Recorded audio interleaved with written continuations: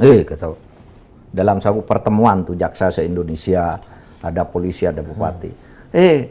Jangan sekali-kali korupsi. Saya sudah tahu siapa yang korupsi, bagaimana cara dia korupsi. Saya gigit sendiri sekarang. Takut jaksa-jaksa itu. Takut, sehingga menyusul pidato itu saya usul ke Pak Jokowi, Pak Presiden, itu di kejaksaan ada TP4D, Tim Pendampingan Perencanaan Pembangunan Daerah. Itu yang mengerjakan jaksa. Setiap pemerintah daerah ingin membuat pembangunan, konsultasi dulu ke jaksa. Ya kan? Kan bagus kan? Agar tidak melanggar. Tapi di dalam banyak kasus diperas. Pokoknya kamu saya buatkan surat bahwa perencanaan sudah benar, tapi dapat uang sekian jaksa-jaksa itu. Diusulkan dibubarkan. Dipanggil oleh Presiden. Panggil, kumpulkan uang jaksa. Ada saya, ada apa. TP4D dibubarkan. Habis langsung dibubarkan saat itu juga. Keluar dari ruang itu, Jaksa Agung bilang, ini Pak Presiden sudah merintahkan dibubarkan. Bubarkan. Takut jaksa itu. Polisi apalagi.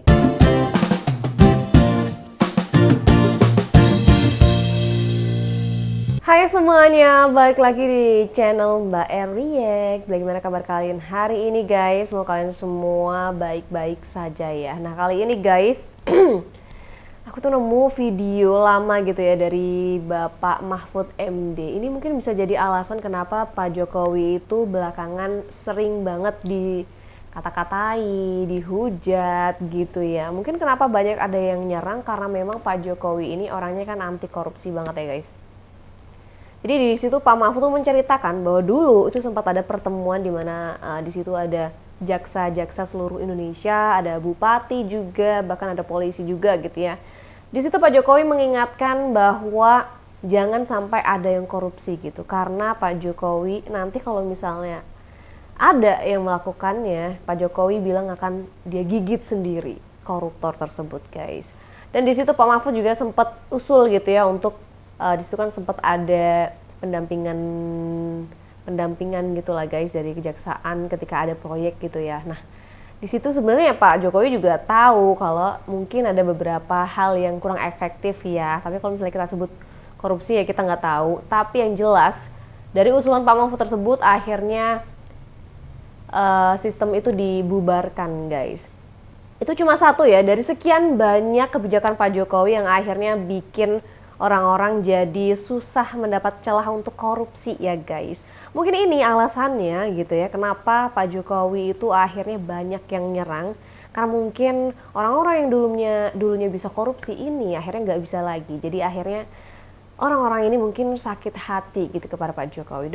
Dan coba kalian perhatikan ya videonya ketika Pak Mahfud cerita soal ini dan sekaligus video Pak Jokowi langsung gitu ya yang bilang bahwa dia akan menggigit sendiri kalau ada yang korupsi. Ini dia videonya. Kata dalam satu pertemuan tuh jaksa se-Indonesia, ada polisi, ada bupati. Jangan sekali-kali korupsi. Saya sudah tahu siapa yang korupsi, bagaimana cara dia korupsi. Saya gigit sendiri sekarang. Takut jaksa-jaksa itu. Takut, sehingga menyusul pidato itu saya usul ke Pak Jokowi, Pak Presiden, itu di kejaksaan ada TP4D, Tim Pendampingan Perencanaan Pembangunan Daerah. Itu yang mengerjakan jaksa. Setiap pemerintah daerah ingin membuat pembangunan, konsultasi dulu ke jaksa. Ya kan? Kan bagus kan? Agar tidak melanggar. Tapi di dalam banyak kasus diperas. Pokoknya kamu saya buatkan surat bahwa perencanaan sudah benar, tapi dapat uang sekian jaksa-jaksa itu. Diusulkan dibubarkan. Dipanggil oleh Presiden. Panggil, kumpulkan uang jaksa. Ada saya, ada apa. TP4D dibubarkan.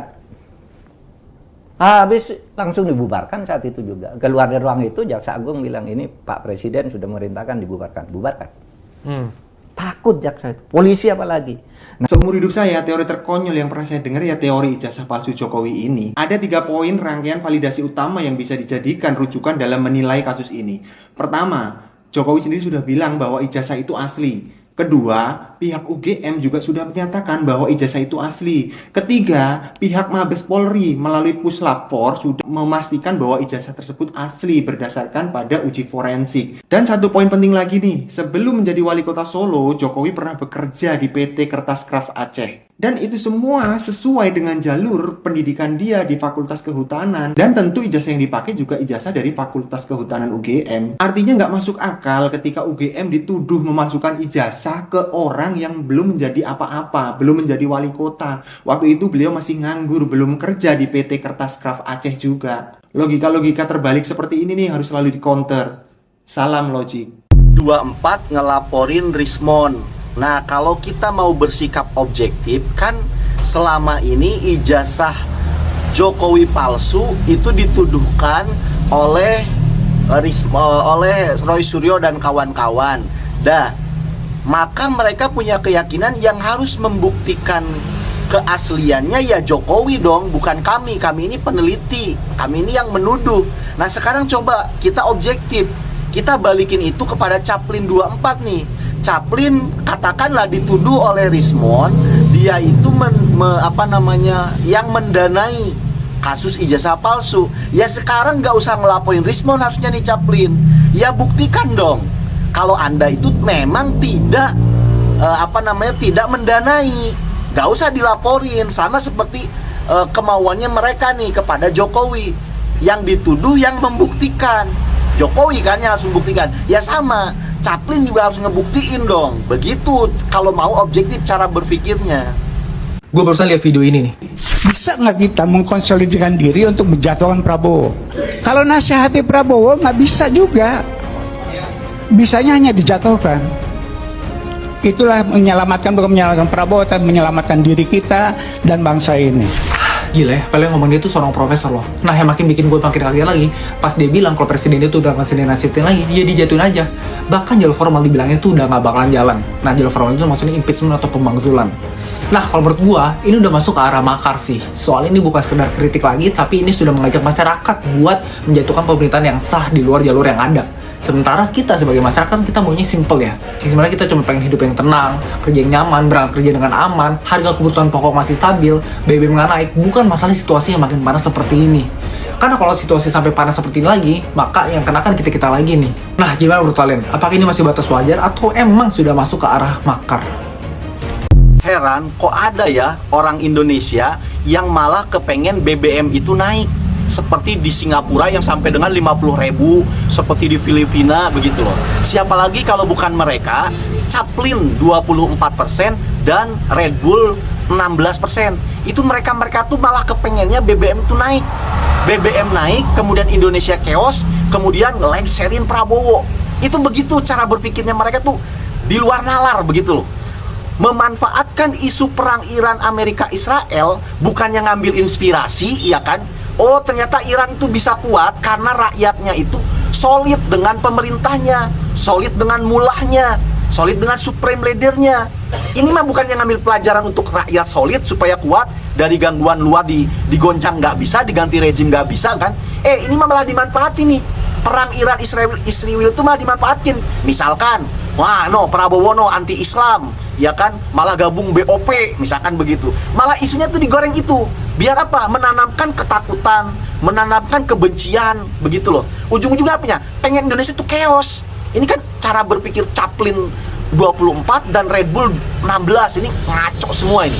Saiful Mujani ini punya pengikut berapa orang sih? Pertanyaan kedua saya, memang Saiful Mujani ini sudah mampu menjatuhkan seorang RT? Nah, kalau belum mampu menjatuhkan seorang ketua RT, tidak usah bermimpi kejauhan menjatuhkan seorang presiden. Pendapat saya bahwa saat ini tekanan global memang membuat semua negara di dunia ini harus mengencangkan ikat pinggang. Jadi bukan berarti bahwa kita berbicara seperti itu untuk menyelesaikan persoalan bangsa. Menjatuhkan pemerintahan yang sah itu bukan menyelesaikan persoalan bangsa, tetapi justru akan membuat negara semakin kacau.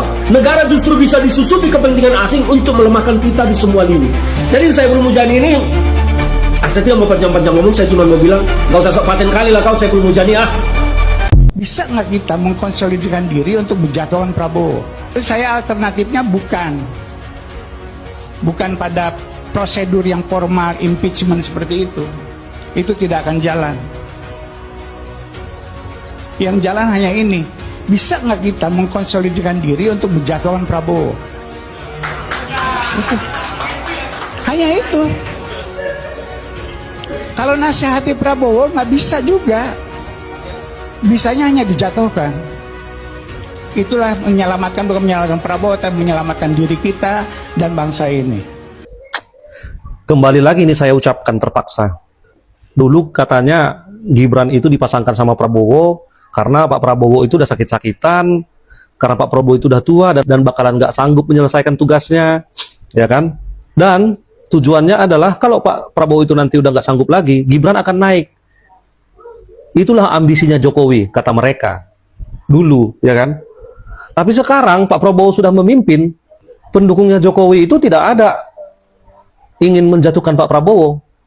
Malah yang benci dengan Prabowo, atau kita anggaplah sepaket dengan benci dengan Jokowi dan Gibran, ingin menjatuhkan Pak Prabowo. Ingin dijatuhkan Pak Prabowo. Ya berarti kan otomatis nanti bakalan Gibran yang naik kalau kayak gitu ceritanya. Jadi kalau Gibran yang naik, kalian mau ngapain lagi gitu? Mau jatuhkan Gibran lagi? Waduh. Nanti kalau Gibran yang naik, kalian bilang lah, udah tercapai keinginan Jokowi. Negara ini sudah hancur. Dinasti, oligarki, dinasti Jokowi sudah semakin luar biasa. Katanya. Padahal kalian yang ingin menjatuhkan Pak Prabowo gitu loh. Tapi ucapan-ucapan seperti ini sebenarnya udah termasuk makar atau enggak ya? Kok semakin vulgar aja bahasa-bahasa orang ini? Inilah memang kalau semakin hari tidak ada efek jera terhadap orang-orang yang ngatain pemimpin itu semena-mena dan seenak jidat gitu. Ini pada akhirnya kayak gini. Tapi saya tidak rela ketika saya misalnya punya presiden seorang Gibran Raka Buming Raka gitu. Panggung sebelum ini juga panas betul ngomongin apa tadi Prabowo turun gitu ya. Walaupun dalam kepala saya kalau Prabowo turun lalu siapa siapa presiden kita gitu ya. Saya sih tidak Tapi yang jelasnya yang gantiin bukan Abah Anies. Nah itulah dungunya kalian. Kalian itu sekarang sibuk mau nurunin Prabowo.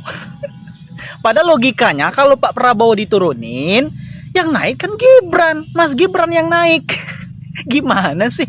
Jangan bilang kalian berharapnya yang naik Al-Abah Al-Megdi Al-Julidi itu. Najis mukhalladhah. Padahal sebenarnya simple. Tugas kita kemarin kan nyoblos. Ya, terserah dong mau nyoblos yang mana. Mau nyoblos 01, 02, 03. Nah, saya kebetulan maunya nyoblos 02. Ada Pak Prabowo, ada Mas Gibran, satu paket. Ya udah, salahnya di mana? Masa iya saya harus nanyain orang lain dulu pas mau nyoblos. Kamu nyoblos siapa? 01 ya? Ya udah saya ikut. Masa gitu? Dan juga orang-orang seperti ini guys ya adalah orang-orang yang otaknya sudah korslet, udah rusak, udah nggak bisa diperbaiki lagi, udah nggak tertolong gitu. Dan manusia-manusia seperti ini, siapapun nanti yang jadi presiden di negara ini, pasti akan gak ada benernya, selalu salah di mata mereka. Dan ya misalnya nanti junjungan mereka berhasil jadi presiden, dan junjungan mereka itu gak sesuai dengan kemauan mereka, pasti ngomongnya gini, alah nyesel, pilih 01, nyesel, pilih 02, 03, bla bla bla bla. Pasti gitu lagi. Dan teruntuk kepada si mbak-mbak Dungu Al-Tulul ini tadi ya, mau lu nggak rela kek, mau lu nggak setuju kek, ya bodoh amat. Karena pendapat lu di negara ini nggak sepenting itu, lu tuh nggak penting di sini. Mau siapapun nanti presidennya atau wakil presidennya yang jadi dan memimpin negara ini tidak butuh persetujuan dari orang seperti lu. Karena kalau orang atau warga negara yang memang cinta kepada negaranya pasti akan selalu mendukung, mendoakan yang terbaik siapapun yang jadi pemimpin di sini. Jadi misalnya insya Allah kalau Allah berkehendak Mas Gibran jadi presiden setelah Pak Prabowo, ya lu siap-siap aja pindah negara, cari tempat bernaung. Kalau perlu lu pindah planet sekalian, ajak keluarga lu semua ke sana, kaum-kaum lu, junjungan lu itu bawa ke sana semua. Karena saya yakin ya junjungan lu, khususnya si Abah Al-Megdi itu tidak akan bisa jadi presiden di negara ini. Karena kenapa? Karena junjungan lu itu kalau diajak nyapres lagi bikin riwah, ribet, nyusahin. Dan yang ngusung sepertinya juga nggak ada karena udah kalah. Percobaan pertama saja sudah kalah. Gimana orang mau ngasih kesempatan kedua gitu. Jadi sekali lagi kepada kalian-kalian orang nundung luar sana yang mau memakzulkan atau menurunkan Pak Prabowo dari jabatan presidennya, ya udah silakan. Karena yang akan naik adalah Mas Gibran, bukan Abah Alidi. Nanti kalau yang jadi Mas Gibran lagi, turunin lagi. Gitu-gitu aja terus sampai lebaran monyet. Sampai Abah Anies jadi presiden ke 2029.